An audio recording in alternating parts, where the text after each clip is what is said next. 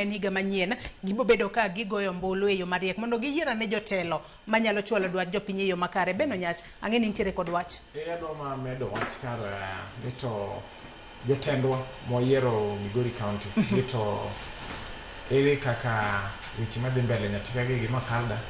gidonjore nade. En adiero makende ni waseneno ka some of the leaders osewuoyo wach ma Makalda ni aneno ka women leader Fatuma wuoyo kabisa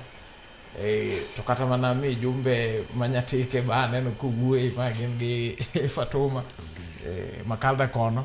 akene ken wadno ko neno patne no but aneno ka ogolo duonde. From my perspective shida mosebedo godo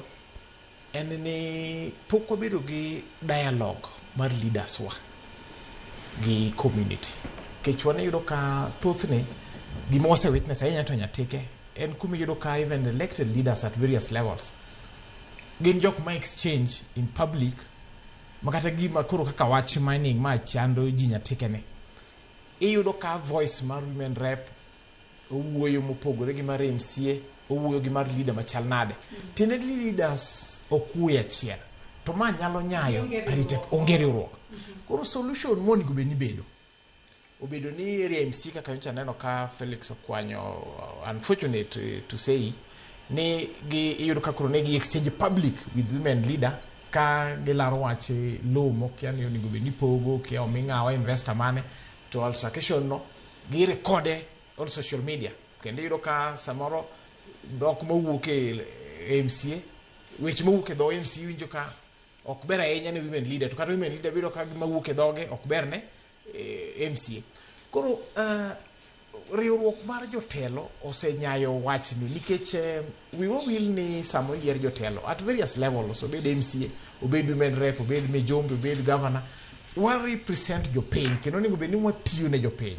onego bed ka chandruok nitiere machalo koro kaka Nyatike cha onego bed ni kata mana leaders wa negi siluongo dialogue nikech jotelo nigi teko sama jopiny oneno ka jotelo ni achiel kata ma forum moro kanyo koro luongi ni mijombe obedo gi forum women leader nitie MCs ni kanyo idwa go mbaka ibiro yudo ka ji bedo thuolo ma ji wach weche ma chando gi makata koro jotelo gi represent wach jopiny to gi represent wach jopiny ma giyudo e achiel.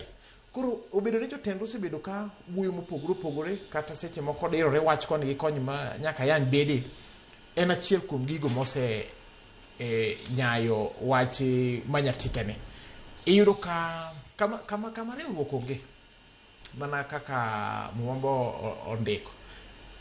kama piso onge ma riwruok onge jachien jarere kanyo iyudo ka jachien riore ywak moro mineno koro kata kaka iwacho ni investors mang'eny wuok oko dwa donjo Nyatike nikech mano ba achiel kuom gik makelo weche kaka koro mag lo manyocha chandruok nitie mineno ka jotelo wuoyo gi duol mopogore gi iyudo ka ma timore mana nikech onge achiel mar oganda to jotelo monego ket achiel mar oganda no nikech kata gima winjo ka Dr. Pamelo ywago ni sirikal poko formalize mining sector no ma Nyatike no kendo yudo ka kata mana kaka ikunyo magang kanyo kaka itimo tich kanyo to wuoke ma awinjo kata ka ywa ka nitie jok ma oikore ika e buku kanyo chuth magin kata kuma ne gidhiye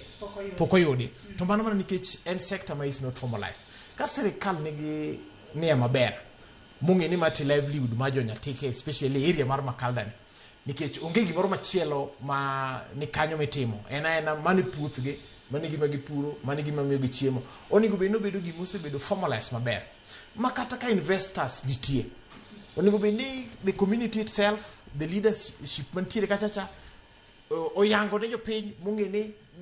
all investors man kanyo bedo mapped out mung'e ni ma investor makama en kae kamotiye magi buk ni kamano kabano to kama onge magi pod biro mana kelo arita kwe bedo mane piny nikech kata jok matiyo kanyo giwegi chal ka gima sirikal onge na gi data gi yo moro mochimo yo mung'e ni magi investors mobiro magi welo machal kaka ma to mabe kaka gidag gi jopiny to ma jotele monego bed ni osebedo kipaumbele e riwruok to gikelo community together to gi gikono jopiny ber bedi achiel, especially ka resource machalo kuro kaka gold kata kaka copper ka ne Uganda en riwruok ji bedo kanyakla achiel ema nyalo miyo gino kony kata piny. To ken ma kata jotelo kendo kwinjre ma ng'ato wachne